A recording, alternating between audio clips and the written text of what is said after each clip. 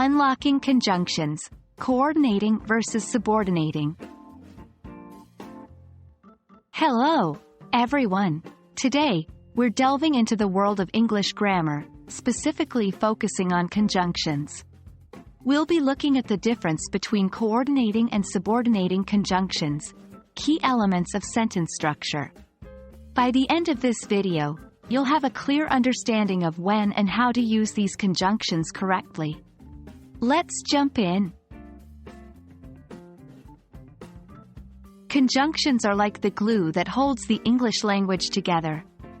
They allow us to connect words, phrases, and clauses, making our sentences more complex and interesting.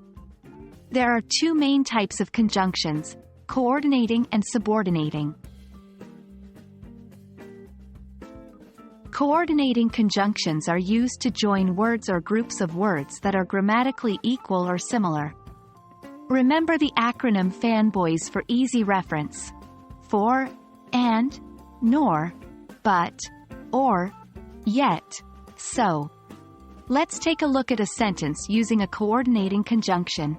I love playing football, but I also enjoy watching it. Here, the conjunction, but, is joining two equally important ideas.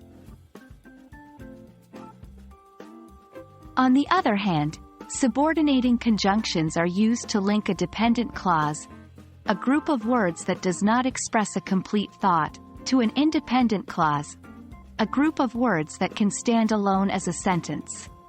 Common subordinating conjunctions include words like because, although, since, unless, while, and many more.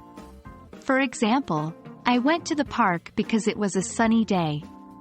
Here, the conjunction because is introducing a reason, which is a dependent idea to the main clause, I went to the park. The primary difference between these two types of conjunctions lies in how they connect ideas. Coordinating conjunctions link equal ideas, while subordinating conjunctions introduce a dependent idea to an independent one.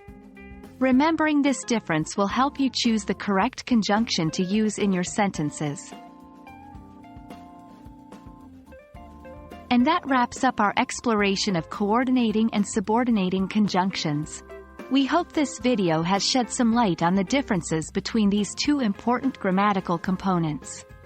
Keep practicing, and soon using these conjunctions will become second nature. As always, happy learning!